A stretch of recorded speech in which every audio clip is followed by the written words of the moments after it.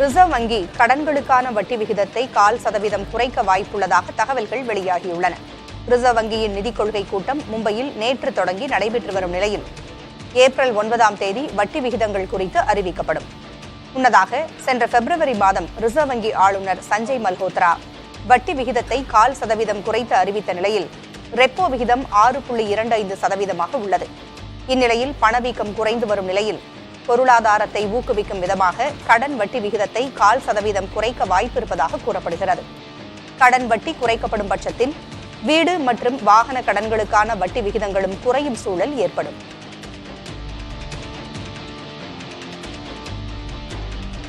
Instagram reels, Facebook shorts போன்ற குறுங்காணொளிகளை பார்ப்பது நீண்ட கால நோக்கில் கண்களின் நலனை பாதிக்கும் என்று கண் மருத்துவ நிபுணர்கள் எச்சரிக்கின்றனர். உலக அளவில் 200 கோடி பேர் இன்ஸ்டாகிராம் செயலியை பயன்படுத்துகின்றனர். இவர்களில் சுமார் 73 கோடி பேர் இன்ஸ்டா ரீல்ஸ்களை அதிகமாக காண்கின்றனர். இன்ஸ்டா பயனர்கள் செயலியை பயன்படுத்தும் 50 விழுக்காடு நேரத்தை ரீல்ஸ் பார்ப்பதில் செலவிடுவதாக மெட்டா நிறுவனம் வெளியிட்ட தரவுகள் கூறுகின்றன. இந்நிலையில் கண்கள் உலர்ந்து போவது, கிட்ட பார்வை, மாறுகண் போன்ற பிரச்சினைகள் இளைஞர்களிடையே அதிகரித்திருப்பதாக மருத்துவர்கள் கூறுகின்றனர். ரீல்ஸ் உள்ளிட்ட குறுங்காணொளிகள் பளிச்சென்ற ஒளி அமைப்புகளுடனும் வேகமாக நகரும் காட்சிகளோடும் படம் பிடிக்கப்படுகின்றன. இத்தகைய அம்சங்கள் பார்வையாளர்கள் இவற்றை நீண்ட நேரம் பார்க்க தூண்டுகின்றன. குறுங்காணொளிகளை நீண்ட நேரம் பார்ப்பதால் கண்களை சிமிட்டும் விகிதம் 50 விழுக்காடு குறைவதாகவும், இதன் மூலம் கண்ணீர் சுரப்பு பாதிக்கப்பட்டு கண்கள் உலர்வடையும் என்றும் மருத்துவர்கள் எச்சரிக்கின்றனர். மாதவிடாய் சுழற்சியை சீராக்க பப்பாளி உதவும் என மருத்துவர்கள் தெரிவித்துள்ளனர். பெண்களுக்கு மாதவிடாய் நெருங்கும் நாட்களில் பப்பாளி சாப்பிட்டால் உடனே மாதவிடாய் ஏற்பட வாய்ப்புள்ளது. இதற்கு காரணம் பொதுவாக பப்பாளி சூடு என சிலர் கூறுவதை கேட்டிருக்கலாம். ஆனால் அறிவியல் ரீதியான காரணங்களை மருத்துவர்கள் தெரிவித்துள்ளனர். பப்பாளியில் உள்ள பாப்பைன் மற்றும் கார்பைன் போன்ற சத்துக்கள் கருப்பையை சுருக்கி கருமுட்டைகளை உடைய தூண்டலாம் எனவும், இதன் காரணமாக மாதவிடாய் சீராக வருவதற்கும் வாய்ப்பிருப்பதாகவும் மருத்துவர்கள் தெரிவிக்கின்றனர். மேலும் பப்பாளியில் உள்ள வைட்டமின் சி, பீட்டா கேரட்டின் போன்ற சத்துக்கள் ஹார்மோன் உற்பத்தியை தூண்டி மாதவிடாய் சுழற்சியை சீராக வைத்துக் கொள்ள உதவுவதாகவும் மருத்துவர்கள் கூறுகின்றனர். இந்திய கிராமப்புற பகுதிகளில் கோவிட் மரணங்கள் குறைவாக இருந்ததற்கு கணிசமான வீடுகளில் கழிப்பறை இல்லாமல் இருந்தது ஒரு காரணமாக இருக்கலாம் என்று புதிய ஆய்வின் மூலம் தெரியவந்துள்ளது. 2020-21 ஆண்டுகளில் கொரோனா வைரஸ் மூலம் கோவிட் பெருந்தொற்று உலக நாடுகளை ஆட்டுவித்தது. இந்தியாவிலும் பலர் கோவிட் நோய் காரணமாக உயிரிழந்தனர். கிராமங்களை காட்டிலும் நகரங்களில் கோவிட் மரணங்கள் அதிக எண்ணிக்கையில் பதிவாகின. இது தொடர்பாக புனேவைச் சேர்ந்த செல் அறிவியலுக்கான தேசிய மையம் மேற்கொண்ட ஆய்வு முடிவுகள் வெளியாகியுள்ளன. கழிப்பறைகளை நீர் ஊற்றி சுத்தப்படுத்துதல், கழிப்பறைகளில் உள்ள குழாய்கள், மூடப்பட்ட கழிவுநீர் வடிகால் அமைப்புகள் ஆகியவற்றின் மூலம் கொரோனா வைரஸ் வீடுகளில் முடங்கி இருந்தவர்களிடையே அதிகமாக பரவியதாக தெரியவந்துள்ளது. கிராமங்களில் கணிசமான வீடுகளில் கழிப்பறைகள் இல்லாததால் கொரோனா வைரஸ் பரவல் ஓரளவு கட்டுக்குள் இருந்ததாக கூறப்படுகிறது. வைரஸ் பரவலின் பல்வேறு சாத்தியக்கூறுகளை ஆராய்வதே இந்த ஆய்வின் நோக்கம் என்றும், கழிப்பறைகளின் அவசியத்தை எந்த விதத்திலும் குறைத்து மதிப்பிட்டுவிட முடியாது என்றும் செல் அறிவியலுக்கான தேசிய மையத்தைச் சேர்ந்த சேகர் மாண்டே தெரிவித்துள்ளார். ஆந்திர மாநிலம் அல்லூரி மாவட்டத்தில் பழங்குடியின மாணவர்கள் சூரிய நமஸ்காரம் செய்து உலக சாதனை புரிந்துள்ளனர். உலக சுகாதார நாளை முன்னிட்டு அரசு கல்லூரி வளாகத்தில் மகா சூரிய வந்தனம் நிகழ்ச்சி நடைபெற்றது. இதில் 20,000க்கும் மேற்பட்ட பழங்குடியின மாணவர்கள் இணைந்து 108 நிமிடங்களில் 108 முறை சூரிய நமஸ்காரம் செய்து அசத்தினர். இதற்காக 5 மண்டலங்களில் உள்ள பழங்குடியின மாணவர்கள் சுமார் 5 நாட்கள் பயிற்சி பெற்ற பின் இந்த நிகழ்ச்சியில் கலந்து கொண்டுள்ளனர். மாணவர்களின் சூரிய நமஸ்கார முழக்கங்கள் மைதானத்தையே அதிர வைத்தன. இச்சாதனைக்கான சான்றிதழ்கள் மாவட்ட ஆட்சியரிடம் சமர்ப்பிக்கப்பட்டுள்ளன.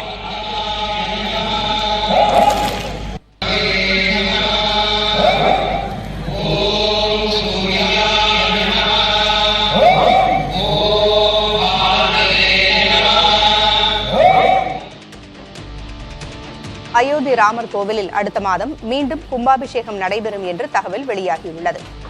அயோத்தி ராமர் கோயிலில் கடந்த ஆண்டு ஜனவரி மாதம் பாலராமரின் பிராண பிரதிஷ்டை நிகழ்ச்சி நடைபெற்றது. இந்த நிகழ்ச்சி முடிந்து ஓராண்டு ஆகிவிட்ட நிலையில் மற்றொரு கும்பாபிஷேக விழா நடைபெறும் என்று கூறப்படுகிறது. அவ்விழாவில் ராமர் ராஜாவாக சிம்மாசனத்தில் அமர்த்தப்படுவார் என்றும், அதைத் தொடர்ந்து கோயிலின் முதல் தளத்தில் ராம் தர்பார் அமைப்பதற்கான பணிகள் இறுதிக்கட்டத்தை எட்டியிருப்பதாகவும் கூறப்படுகிறது. சிங்கப்பூரில் பள்ளியில் நேரிட்ட தீ விபத்தில் ஆந்திர பிரதேச துணை முதலமைச்சர் பவன் கல்யாணின் இளைய மகன் காயங்களுடன் உயிர் தப்பினார். இதையடுத்து பவன் கல்யாண் சிங்கப்பூர் விரைந்துள்ளார். இதுகுறித்து பவன் கல்யாணின் ஜனசேனா கட்சி வெளியிட்டிருக்கும் அறிக்கையில், சிங்கப்பூரில் உள்ள பள்ளியில் பயிலும் பவன் கல்யாணின் இளைய மகன் மார்க் சங்கருக்கு பள்ளியில் ஏற்பட்ட தீ விபத்தால் கை மற்றும் கால்களில் தீக்காயம் ஏற்பட்டிருப்பதாக தெரிவிக்கப்பட்டுள்ளது. மேலும் புகையை சுவாசித்ததால் நுரையீரல் பாதிக்கப்பட்டிருப்பதாகவும் மருத்துவமனையில் சேர்க்கப்பட்டு சிகிச்சை பெற்று வருவதாகவும் தெரிவிக்கப்பட்டுள்ளது. பழங்குடியினர் கிராமமான குருடிக்கு செல்வதாக இருந்த பவன் கல்யாண் திட்டமிட்டபடி அவர்களை சந்திக்கப் போவதாக உறுதி கூறியுள்ளார். மகனை காண்பதற்காக சிங்கப்பூர் விரைவதாகவும் ஜனசேனா செய்திக்குறிப்பில் தெரிவிக்கப்பட்டுள்ளது.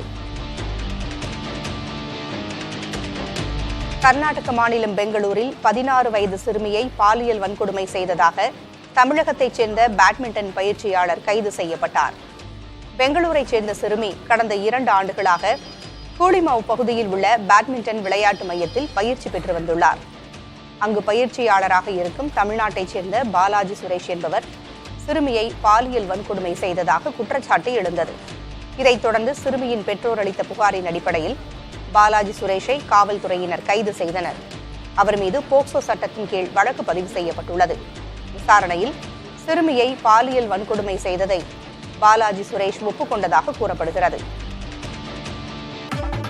சென்னையில் தங்கத்தின் விலை 5 நாட்களில் சவரனுக்கு 2680 ரூபாய் விலை குறைந்துள்ளது.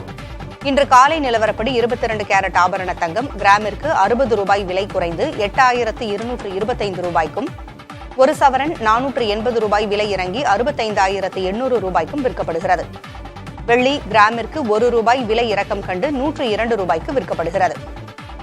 முன்னதாக கடந்த 3ஆம் தேதி தங்கம் இதுவரை இல்லாத அளவாக ஒரு சவரன் 68,480 ரூபாய்க்கு விற்பனையானது.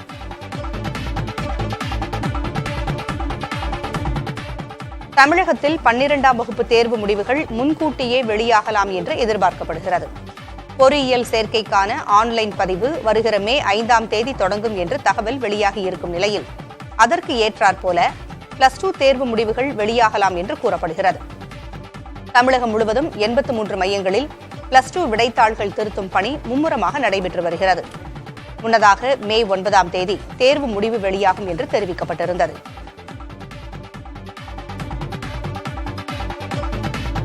கிருஷ்ணகிரி மாவட்டத்தில் வரத்து அதிகரிப்பால் தக்காளி விலை கடுமையாக குறைந்துள்ளது. 1 கிலோ தக்காளி 5 ரூபாய்க்கு மட்டுமே கொள்முதல் செய்வதால் விவசாயிகள் கவலையடைந்துள்ளனர். உள்ளூர் மட்டுமின்றி ஆந்திராவிலிருந்தும் தக்காளி வரத்து அதிகரித்திருப்பதால் விலை குறைந்து வருவதாக விவசாயிகள் தெரிவிக்கின்றனர். அறுவடை கூலி கூட கிடைக்காமல் இழப்படைந்திருப்பதால் தோட்டங்களில் தக்காளியை அறுவடை செய்யாமல் அப்படியே அழுக விட்டுள்ளனர். இந்த டைம் தக்காளி ரொம்ப டவுனாக இருக்குது. விலை ரொம்ப குறைச்சலாக போயிட்டுருக்கு. விளைச்சல் அதிகன்ற காரணமும் ஒன்று, ரெண்டாவது ஈல்டு நல்லா இருக்குது. அதனால் ரொம்ப கம்மியாக போயிட்டுருக்கு. விலை கிலோ 5 ரூபா தான் எடுக்கிறாங்க தோட்டத்தில். இதனால் பாதிப்பு நிறையா இருக்குது. இப்போ பாரு 3 ஏக்கரை போட்டிருக்கோம், 5 லட்ச ரூபாய்க்கு மேலே செலவாயிருக்கு. கிலோ 5 ரூபா எடுக்கும்போது பாக்ஸ் 100 ரூபா 120 ரூபா தான் கணக்காகுது. விளைச்சல் எல்லாம் இருக்குங்க. விளைச்சல் பற்றி இல்லை, பரவாயில்ல. ஆனால் இருந்தாலும் விளைச்சல் தகுந்த மாதிரி ரேட் இல்லாத போச்சு. எவ்வளோங்க செலவு பண்ணியிருக்கீங்க? செலவு இதுவரையிலே ஒரு 5 லட்சத்துக்கு மேலே ஆயிருக்குங்க. செலவு ஒன்றும் கம்மி இல்லை. ஆனால் அந்த மாதிரி வருமானம் அது இந்த மாதிரி வந்தாலும் எப்படி நாங்கள்லாம் முன்னேறது, விவசாயிகள்லாம் எப்படி ஆக போகிறது சொல்லு. சென்னை கோயம்பேட்டு சந்தையில் பீன்ஸ் விலை குறைந்துள்ளது. வரத்து அதிகரிப்பால் 1 கிலோ பீன்ஸ் விலை 100 ரூபாயிலிருந்து 60 ரூபாயாக குறைந்துள்ளது. இதனிடையே தமிழகத்தின் பல்வேறு பகுதிகளில் பெய்த மழை காரணமாக தக்காளி விலை அதிகரித்துள்ளது. கோயம்பேட்டில் 1 கிலோ தக்காளி 40 ரூபாய்க்கு விற்கப்படுகிறது.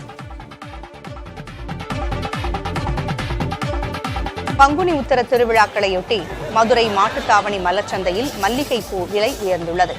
அடுத்தடுத்து விசேஷ நாட்கள் வர உள்ளதால் பூக்கள் தேவை அதிகரித்து விலை உயர்ந்திருப்பதாக வியாபாரிகள் தெரிவித்துள்ளனர். 1 கிலோ மல்லிகைப்பூ, கனகாம்பரம் தலா 1000 ரூபாயாகவும், பிச்சிப்பூ 800 ரூபாயாகவும் விலை உயர்ந்துள்ளது.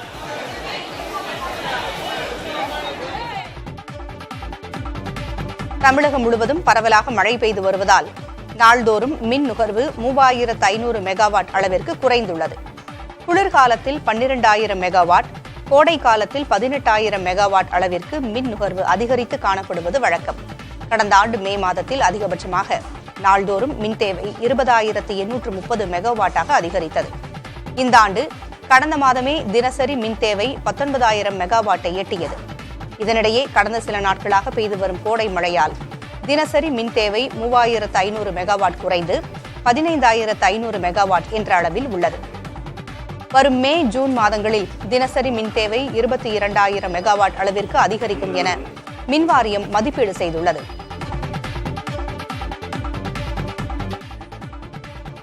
நெல்லை டவுன் பகுதியில் இளைஞர் ஒருவர் வெட்டி புதைக்கப்பட்ட நிலையில் அவரது உடலை தோண்டி எடுத்து காவல்துறையினர் விசாரணை நடத்தி வருகிறார்கள்.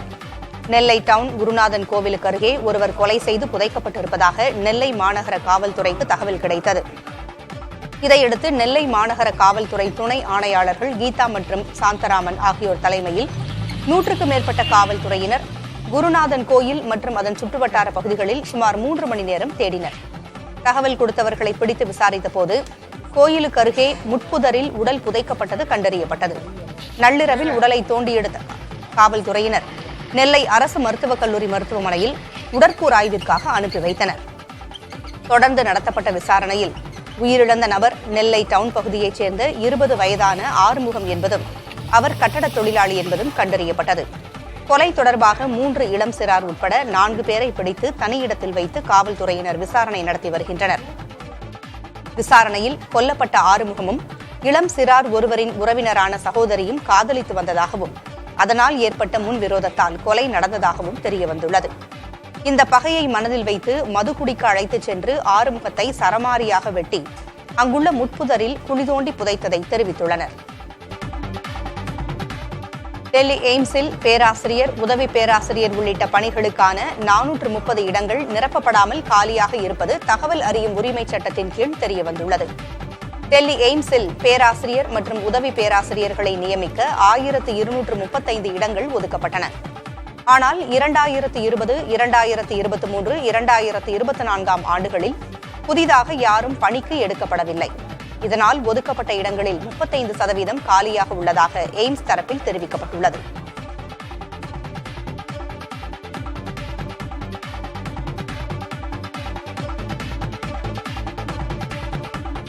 பல்கலைக்கழகங்களுக்கான பொது நுழைவுத் தேர்வின் அடிப்படையில் மாணவர் சேர்க்கை நடத்துவதால் டெல்லி பல்கலைக்கழகத்திற்கு சுமார் 21 கோடி ரூபாய் வருமான இழப்பு ஏற்பட்டிருப்பதாக தகவல்கள் வெளியாகியுள்ளன. 12ஆம் வகுப்பு மதிப்பெண்களின் அடிப்படையில் இளநிலை பட்டப்படிப்பிற்கு மாணவர் சேர்க்கை நடத்தி வந்த டெல்லி பல்கலைக்கழகம் 2022ஆம் ஆண்டு முதல் தேசிய தேர்வு முகமை நடத்தும் பொது நுழைவுத் தேர்வின் அடிப்படையில் மாணவர் சேர்க்கை நடத்த தொடங்கியது. இதனால் 15,000 மாணவர் இருக்கைகள் நிரப்பப்படாமல் இருப்பதாகவும் அதன் மூலம் பல்கலைக்கழகத்திற்கு 21 கோடி ரூபாய் இழப்பு ஏற்பட்டிருப்பதாகவும் கூறப்படுகிறது. டெல்லி பல்கலைக்கழகத்தில் இளநிலை பட்டப்படிப்புகள் அனைத்திற்கும் ஆண்டுக்கு 14,000 ரூபாய் கட்டணம் வசூலிக்கப்படுகிறது.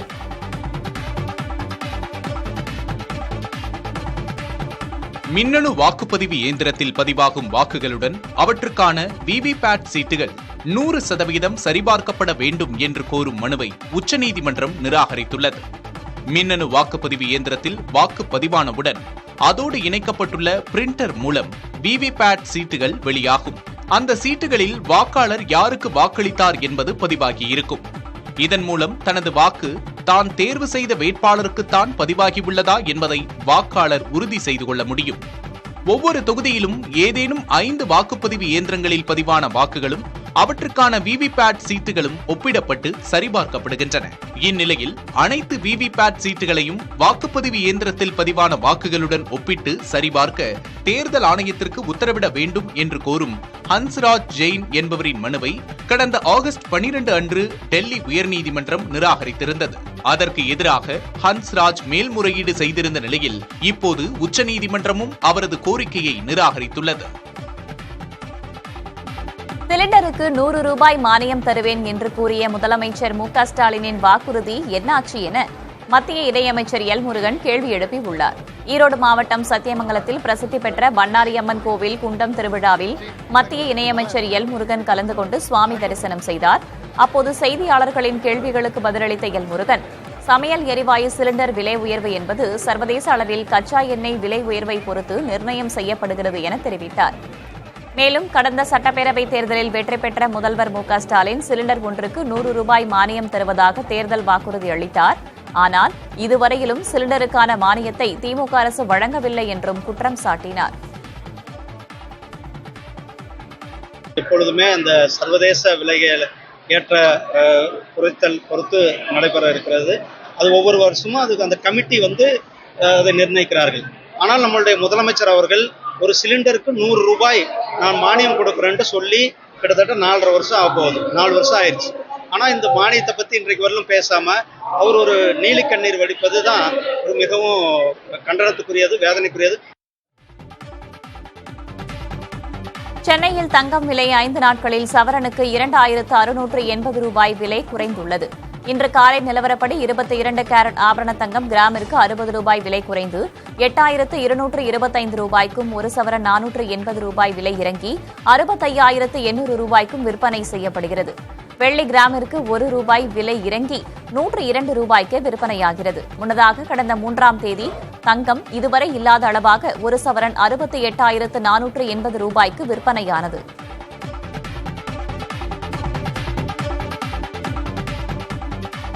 தமிழகத்தில் 12ஆம் வகுப்பு தேர்வு முடிவுகள் முன்கூட்டியே வெளியாகலாம் என்று எதிர்பார்க்கப்படுகிறது. பொறியியல் சேர்க்கைக்கான ஆன்லைன் பதிவு வரும் மே 5ஆம் தேதி தொடங்கும் என தகவல் வெளியாகியுள்ள நிலையில் அதற்கு ஏற்றாற்போல +2 தேர்வு முடிவுகள் வெளியாகலாம் என்று கூறப்படுகிறது. தமிழகம் முழுவதும் 83 மையங்களில் +2 விடைத்தாள்கள் திருத்தும் பணி மும்முரமாக நடைபெற்று வருகிறது.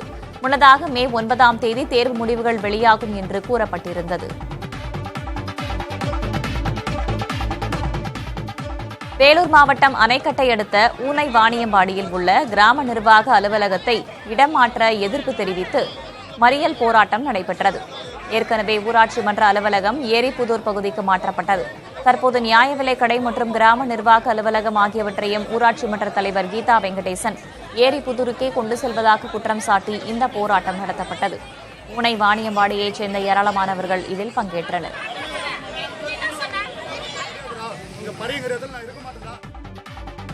கன்னியாகுமரி மாவட்டம் தோவாளை மலர் சந்தையில் மலர்களின் விலை அதிகரித்திருக்கிறது. 1100 ரூபாயாக இருந்த பிச்சிப்பூ கிலோ 1600 ரூபாய்க்கும், 600 ரூபாயாக இருந்த மல்லிகை 800 ரூபாய்க்கும் விற்கப்படுகிறது. இதேபோல முல்லை 800 ரூபாய், செவ்வந்தி 400 ரூபாய், சம்பங்கி 200 ரூபாய்க்கும் விற்கப்படுகிறது. நாளை வளர்பிறை முகூர்த்த நாள் என்பதால் மலர்களின் விலை உயர்ந்திருப்பதாக வியாபாரிகள் கூறுகின்றனர்.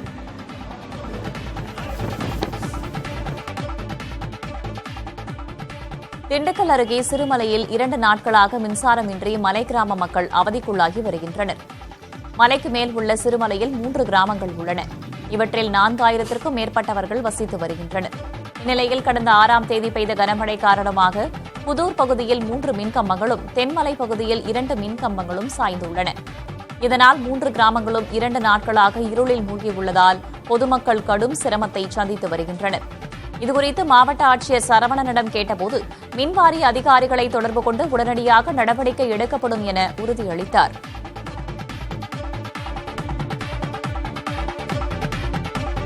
சேலம் மாவட்டம் ஓமலூர் அருகே மழை மற்றும் சூறாவளி காற்று காரணமாக 1000த்திற்கும் மேற்பட்ட வாழை மரங்கள் சாய்ந்தன. எலமம்பட்டியைச் சேர்ந்த விவசாயிகள் ராஜமாணிக்கம் மற்றும் வேணுகோபாலின் 6 ஏக்கர் நிலத்தில் ஏலக்கி வாழை சாகுபடி செய்யப்பட்டிருந்தது.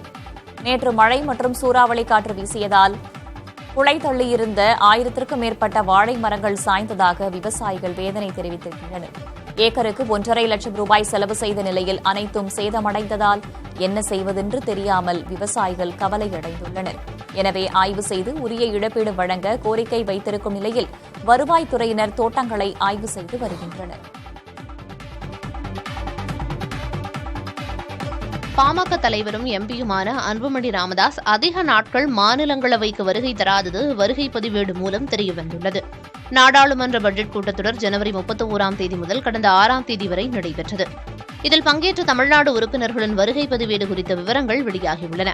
அதில் மாநிலங்களவை எம்பிக்களின் வருகை பதிவுகளின்படி திமுக எம்பிக்கள் திருச்சி சிவா, கிரிராஜன், அதிமுக எம்பி தம்பிதுரை ஆகியோர் அதிகபட்சமாக அனைத்து நாட்களிலும் அவைக்கு வருகை புரிந்திருப்பது தெரியவந்துள்ளது. பாமக எம்பி அன்புமணி ராமதாஸ் மிக குறைந்தபட்சமாக வெறும் 6 நாட்கள் மட்டுமே அவைக்கு வருகை புரிந்திருப்பது தெரியவந்துள்ளது.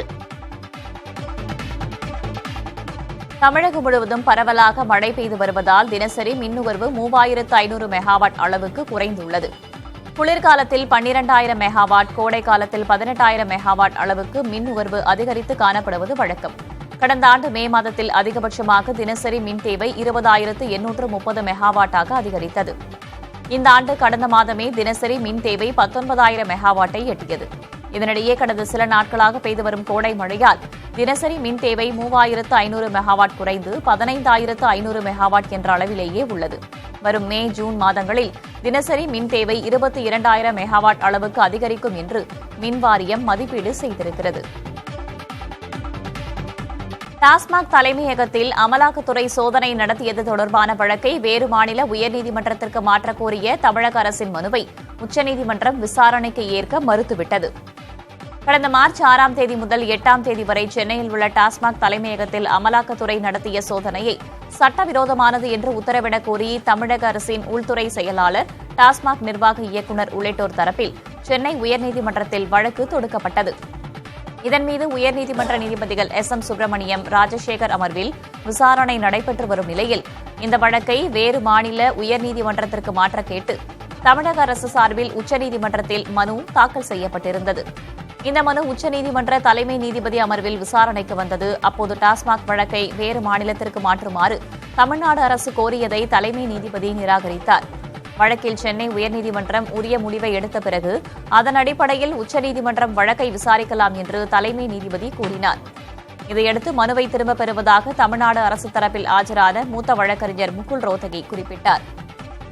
இதை ஏற்ற தலைமை நீதிபதி அமர்வு வழக்கை திரும்பப் பெற அனுமதி கொடுத்தது.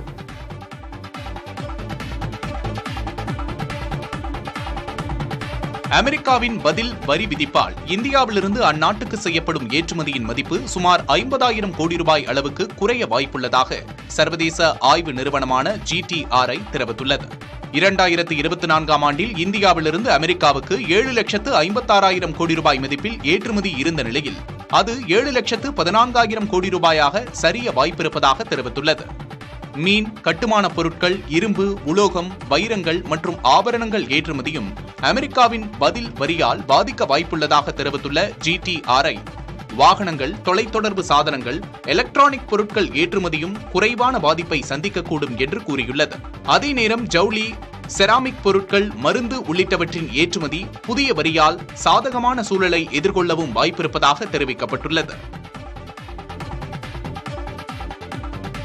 ரிலையன்ஸ் இண்டஸ்ட்ரீஸ் நிறுவனர் முகேஷ் அம்பானிக்கு சொந்தமான 15,000 கோடி ரூபாய் மதிப்பு கொண்ட ஆண்டிலியா பங்களாவிற்கு சிக்கல் ஏற்பட்டிருக்கிறது. மும்பையில் மிக ஆடம்பரமான பங்களா என்றால் அனைவரும் கூறுவது முகேஷ் அம்பானியின் ஆண்டிலியாவைத்தான். மும்பையின் பரேட் சாலையில் அமைந்திருக்கும் இந்த பங்களாவிற்கான இடத்தை கடந்த 2002ஆம் ஆண்டு முகேஷ் அம்பானி வக்ஃப் வாரியத்திடமிருந்து சுமார் 21 கோடி ரூபாய்க்கு வாங்கியதாக தெரிகிறது. இது தொடர்பாக உச்சநீதிமன்றத்தில் வழக்கும் நிலுவையில் உள்ளது. இந்நிலையில் தற்போது வக்ஃப் மசோதா சட்டமாகியுள்ளதால் அதற்கு சொந்தமான நிலத்தை தனியாருக்கு விற்க முடியாது. எனவே வழக்கு முகேஷ் அம்பானிக்கு எதிராக திரும்பினால் அவர் வீட்டை காலி செய்ய வேண்டிய சூழல் ஏற்படும் என்று செய்திகள் பரவி வருகின்றன.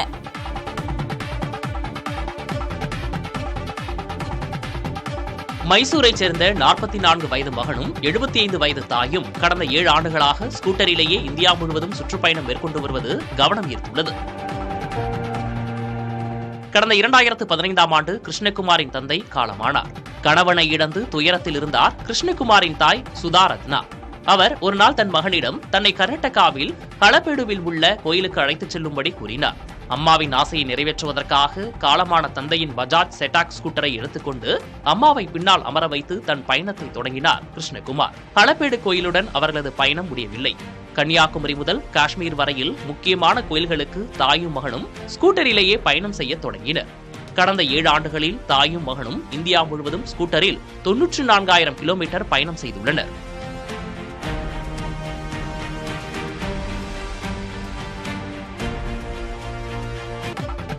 வக்ஃப் திருத்த சட்டத்திற்கு ஆதரவாக கருத்து பதிவிட்ட மணிப்பூர் பாஜக தலைவரின் வீடு தீ வைத்து எரிக்கப்பட்டது. பாஜக சிறுபான்மையினர் பிரிவு தலைவராக உள்ள முகமது அஸ்கர் அலி வக்ஃப் திருத்த சட்டத்திற்கு ஆதரவாக சமூக வலைதளத்தில் கருத்துக்களை பதிவிட்டதாக கூறப்படுகிறது. இந்நிலையில் சுமார் 7,000க்கும் மேற்பட்ட இஸ்லாமியர்கள் உருட்டுக்கட்டை, கற்கள், கத்தி, கோடாரி உள்ளிட்ட ஆயுதங்களுடன் தௌபால் மாவட்டத்தில் உள்ள அஸ்கர் அலியின் வீட்டிற்கு சென்று முற்றுகையிட்டனர். பின்னர் அவரது வீட்டின் மீது தாக்குதல் நடத்தி தீ வைத்தனர். வீட்டில் யாரும் இல்லாததால் நல்வாய்ப்பாக உயிர் சேதம் தவிர்க்கப்பட்டது. தகவல் அறிந்து வந்த காவல்துறையினர் அந்த கும்பலை வெளியேற்றினர். தொடர்ந்து அந்த பகுதியில் 144 தடை உத்தரவு பிறப்பிக்கப்பட்டது. இதனிடையே தமது கருத்துக்கு மன்னிப்பு கோருவதாக சமூக வலைதளத்தில் பதிவிட்டுள்ள பாஜக மூத்த தலைவர் முகமது அஸ்கர் அலி வக்ஃப் சட்டத்தை தான் எதிர்ப்பதாகவும் அதை உடனடியாக ரத்து செய்ய வேண்டும் எனவும் வலியுறுத்தியுள்ளார். கர்நாடக மாநிலம் பெங்களூருவில் 16 வயது சிறுமியை பாலியல் வன்கொடுமை செய்ததாக தமிழகத்தைச் சேர்ந்த பேட்மிண்டன் பயிற்சியாளர் கைது செய்யப்பட்டுள்ளார். பெங்களூருவைச் சேர்ந்த சிறுமி கடந்த 2 ஆண்டுகளாக கோலிமவு பகுதியில் உள்ள பேட்மிண்டன் விளையாட்டு மையத்தில் பயிற்சி பெற்று வந்தார். அங்கு பயிற்சியாளராக இருக்கும் தமிழகத்தைச் சேர்ந்த பாலாஜி சுரேஷ் என்பவர் சிறுமியை பாலியல் வன்கொடுமை செய்ததாக குற்றச்சாட்டு எழுந்தது. இதனைத் தொடர்ந்து சிறுமியின் பெற்றோர் கொடுத்த புகாரின் பேரில் பாலாஜி சுரேஷை காவல்துறையினர் கைது செய்துள்ளனர். அவர் மீது போக்சோ சட்டத்தின் கீழ் வழக்கு பதிவு செய்யப்பட்டுள்ளது. விசாரணையில் சிறுமியை பாலியல் வன்கொடுமை செய்ததை பாலாஜி சுரேஷ் ஒப்புக்கொண்டதாக கூறப்படுகிறது.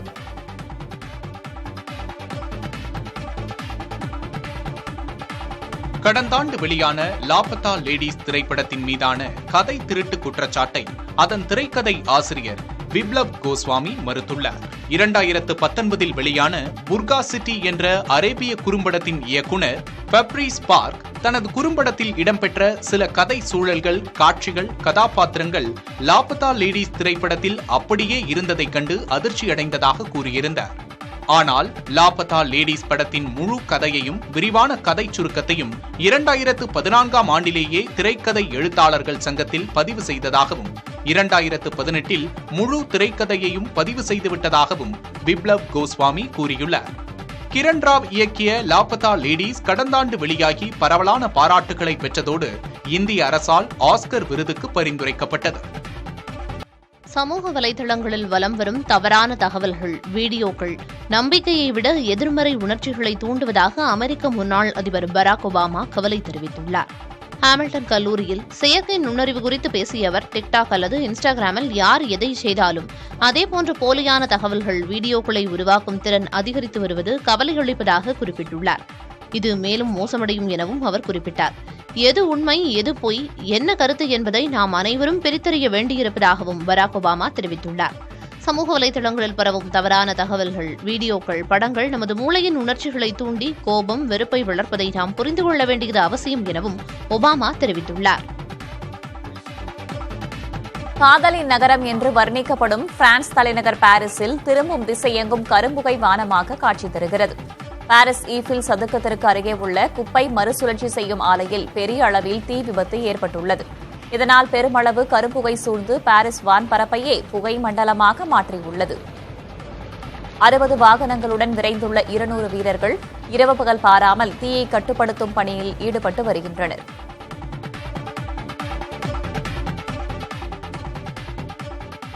தமிழகத்தில் புதுப்பிக்கப்பட்ட ரயில் நிலையங்களை வருகிற ஏப்ரல் 19ஆம் தேதி பிரதமர் நரேந்திர மோடி திறந்து வைக்க உள்ளார். அம்ரித் பாரத் திட்டத்தின் கீழ் நாடு முழுவதும் ரயில் நிலையங்களை புதுப்பிக்கும் பணி நடைபெற்று வருகிறது. இதில் பணி முடிக்கப்பட்டிருக்கும் 50க்கும் மேற்பட்ட ரயில் நிலையங்களை பிரதமர் மோடி காணொலி காட்சி வாயிலாக திறந்து வைக்க உள்ளார். பரங்கிமலை, சூலூர்பேட்டை, சாமல்பட்டி, சிதம்பரம், மன்னார்குடி, போளூர், ஸ்ரீரங்கம், திருவண்ணாமலை, விருத்தாச்சலம் உட்பட 13 ரயில் நிலையங்கள் திறக்கப்பட உள்ளன. இதேபோல சென்னை கடற்கரை, தாம்பரம், செங்கல்பட்டு வழித்தடத்தில் முதல் ஏசி மின்சார ரயில் சேவையையும் பிரதமர் மோடி தொடக்கி வைக்க உள்ளார். அமெரிக்காவின் பதில் வரி விதிப்பால் இந்தியாவிலிருந்து அந்நாட்டுக்கு செய்யப்படும் ஏற்றுமதியின் மதிப்பு சுமார் 50,000 கோடி ரூபாய் அளவுக்கு குறைய வாய்ப்புள்ளதாக சர்வதேச ஆய்வு நிறுவனமான GTRI தெரிவித்துள்ளது. 2024ஆம் ஆண்டில் இந்தியாவிலிருந்து அமெரிக்காவுக்கு 7,56,000 கோடி ரூபாய் மதிப்பில் ஏற்றுமதி இருந்த நிலையில் அது 7,14,000 கோடி ரூபாயாக சரிய வாய்ப்பிருப்பதாக தெரிவித்துள்ளது. மீன், கட்டுமான பொருட்கள், இரும்பு, உலோகம், வைரங்கள் மற்றும் ஆபரணங்கள் ஏற்றுமதியும் அமெரிக்காவின் பதில் வரியால் பாதிக்க வாய்ப்புள்ளதாக தெரிவித்துள்ள GTRI, வாகனங்கள், தொலைத்தொடர்பு சாதனங்கள், எலக்ட்ரானிக் பொருட்கள் ஏற்றுமதியும் குறைவான பாதிப்பை சந்திக்கக்கூடும் என்று கூறியுள்ளது. அதே நேரம் ஜவுளி, செராமிக் பொருட்கள், மருந்து உள்ளிட்டவற்றின் ஏற்றுமதி புதிய வரியால் சாதகமான சூழலை எதிர்கொள்ளவும் வாய்ப்பிருப்பதாக தெரிவிக்கப்பட்டுள்ளது. ரிலையன்ஸ் இண்டஸ்ட்ரீஸ் நிறுவனர் முகேஷ் அம்பானிக்கு சொந்தமான 15,000 கோடி ரூபாய் மதிப்புள்ள அன்டீலியா பங்களாவிற்கு சிக்கல் எழுந்துள்ளது. மும்பையில் மிக ஆடம்பரமான பங்களா என்றால் அனைவரும் கூறுவது முகேஷ் அம்பானியின் அன்டீலியாவைதான். மும்பையின் பரேட் சாலையில் அமைந்துள்ள இந்த பங்களாவிற்கான இடத்தை கடந்த 2002ஆம் ஆண்டு முகேஷ் அம்பானி வக்ஃப் வாரியத்திடமிருந்து சுமார் 21 கோடி ரூபாய்க்கு வாங்கியதாக கூறப்படுகிறது. இது தொடர்பாக உச்சநீதிமன்றத்தில் வழக்கு நிலுவையில் உள்ளது. இந்நிலையில் தற்போது வக்ஃப் மசோதா சட்டமாகியுள்ளதால் அதற்கு சொந்தமான நிலத்தை தனியாருக்கு விற்க முடியாது. எனவே வழக்கு முகேஷ் அம்பானிக்கு எதிராக திரும்பினால் அவர் வீட்டை காலி செய்ய வேண்டிய சூழல் ஏற்படும் என செய்திகள் பரவி வருகின்றன. எவ்வித உத்தரவாதமும் இல்லாமல் முத்ரா திட்டத்தின் மூலம் நாட்டு மக்களுக்கு 33 லட்சம் கோடி ரூபாய் கடனுதவி வழங்கப்பட்டிருப்பதாக பிரதமர் மோடி தெரிவித்துள்ளார். முத்ரா திட்ட பயனாளிகளை பிரதமர் மோடி தனது இல்லத்தில் சந்தித்து கலந்துரையாடினார். அப்போது பேசிய பிரதமர், இந்தியாவில் உள்ள இளைஞர்கள் இத்திட்டம் மூலம் தொழில் முனைவோராக உருவாகியுள்ளார்கள் என்றும் அவர்கள் ஒவ்வொருவரின் மூலமும் 50 பேர் வரை வேலைவாய்ப்பு பெற்றிருப்பதாகவும் தெரிவித்தார். முத்ரா திட்டம் மோடியின் புகழுக்காக உருவாக்கப்பட்டது அல்ல என தெரிவித்த அவர், இளைஞர்கள் சொந்த காலில் நிற்க தைரியத்தை உருவாக்கியுள்ளதாக கூறினார். இத்திட்டத்தில் அதிக அளவில் பெண்கள் கடனை பெற்று தொழில் புரிவதை சுட்டிக்காட்டிய பிரதமர், கடனை விரைவாக திருப்பிச் செலுத்தி வருவதாகவும் பாராட்டினார்.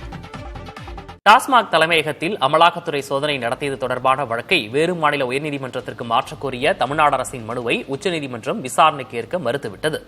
கடந்த மார்ச் 6 முதல் 8ஆம் தேதி வரை சென்னையில் உள்ள டாஸ்மாக் தலைமையகத்தில் அமலாக்கத்துறை நடத்திய சோதனையை சட்டவிரோதமானது என உத்தரவிடக் கோரி தமிழக உள்துறை செயலாளர், டாஸ்மாக் நிர்வாக இயக்குநர் உள்ளிட்டோர் தரப்பில் சென்னை உயர்நீதிமன்றத்தில் வழக்கு தொடரப்பட்டது. இதன் மீது உயர்நீதிமன்ற நீதிபதிகள் SM சுப்பிரமணியம், ராஜசேகர் அமர்வில் விசாரணை நடந்து வரும் நிலையில் இந்த வழக்கை வேறு மாநில உயர்நீதிமன்றத்திற்கு மாற்றக் கோரி தமிழ்நாடு அரசு சார்பில் உச்சநீதிமன்றத்தில் மனு தாக்கல் செய்யப்பட்டிருந்தது. இந்த மனு உச்சநீதிமன்ற தலைமை நீதிபதி அமர்வில் விசாரணைக்கு வந்தது.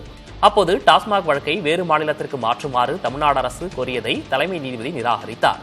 வழக்கில் சென்னை உயர்நீதிமன்றம் உரிய முடிவை எடுத்த பிறகு அதன் அடிப்படையில் உச்சநீதிமன்றம் வழக்கை விசாரிக்கலாம் என்று தலைமை நீதிபதி கூறினார். இதையடுத்து மனுவை திரும்பப் பெறுவதாக தமிழ்நாடு அரசு தரப்பில் ஆஜரான மூத்த வழக்கறிஞர் முகுல் ரோத்தகி தெரிவித்தார். இதை ஏற்ற தலைமை நீதிபதி அமர்வு வழக்கை திரும்பப் பெற அனுமதி அளித்தது.